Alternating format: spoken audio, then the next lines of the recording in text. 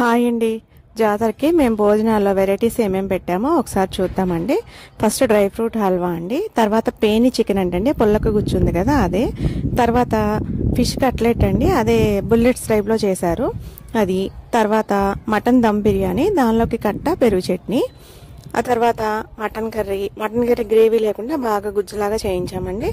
ఆ తర్వాత chicken fry టైప్లో అదొకటి, తర్వాత పీత కర్రీ ఒకటి, తర్వాత రొయ్యలు ఎగురు ఒకటి, ఇంకా తర్వాత రసము, పెరుగు అయితే హైలైట్ అండి, కుండ పెరుగు అసలు ఎంత బాగుందో, తర్వాత స్ప్రైటు, థమ్సప్ ఎవరికి ఏది కావాలంటే అది, ఇంకా వాటర్ బాటిల్ అట్లా అయితే పెట్టారండి. వెజ్ వాళ్ళు కూడా వెరైటీస్ ఎక్కువ పెట్టారు, కానీ పిల్లలు ఇంకా అది వీడియో తీసినట్లు లేరండి. అసలు ఇంకా మాకు హడావుడైపోయింది.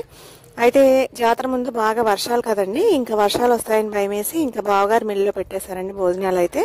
ఇంకా బావగారు వాళ్ళు, మా వారి మేనమామ వాళ్ళు, మేము అందరం కలిసి అయితే పెట్టుకున్నామండి భోజనాలు. చక్కగా చాలా మంచిగా అందరూ పిలిచిన వాళ్ళందరూ వచ్చారు, చక్కగా అన్నీ అయితే కుదిరాయండి. ఇదిగోండి మా పిన్నిగారి పిల్లలు వీళ్ళ దగ్గరికి వచ్చేసరికి బాగుందా అనేది అడిగినట్టుంది మా అమ్మాయి. ఇది తిని, మున్ని అండి దీని పేరు, ఇది తిని చెప్తుంది ఎలా ఉన్నాయి ఏంటి అనేది. మొత్తానికి ఫంక్షన్ అయితే ఎలాంటి హడావుడి లేకుండా ఇంటి దగ్గర చాలా మంచిగా అయితే జరిగిందండి. మీ అందరు